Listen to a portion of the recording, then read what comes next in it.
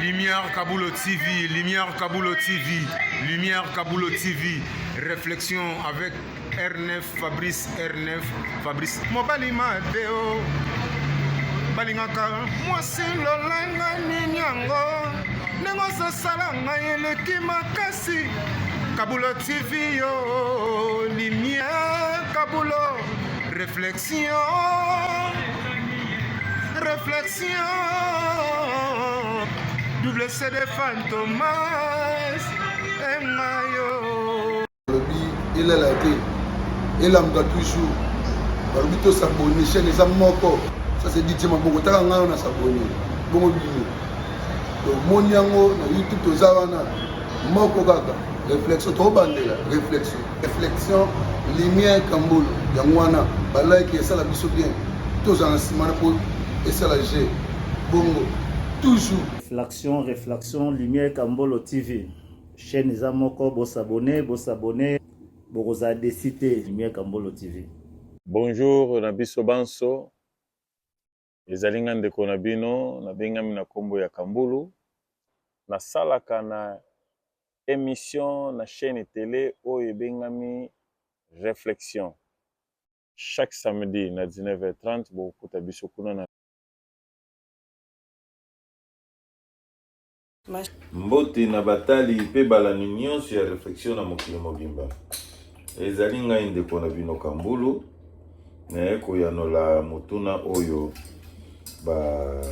batiaki dimanche oyo ezali Mama Lova abeti lisolo yaza na épreuve yango 3 fois mobimba yaza na épreuve wana motuna ezali couple moko papa, maman, na bana ya mibali pe abasi, mais papa asente mwana oyo ya boti biologiquement asente ye.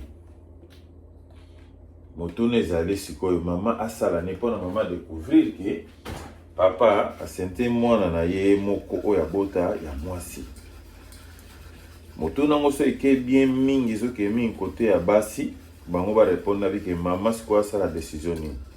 Mais nga tellement naza papa naza pe responsable na kopesa kaka moi réflexion na auto idée na lisolo wana na osa kwa kera naza mokata malili mabe yes comme pona ngai eloko liboso vraiment tokotala pe âge nini ya mwana wana zali mwana wana aza déjà pe moko soko aza adulte aza motema mabe aza mwana ya kozana zinga taza trop danger pe kolongola zemi mwana wana ngai soko lisumu nzamba kolimbisa pona limbisa kaka pozala bambeba pe bele balongola zemi wana pona trace ya papa wana komi na kadra mwana na akobenga tatana nani papa koko ekosimba te pona ngai zemi wana elongwe na ide na nga mwasi boma libala pe leta asimba tata wana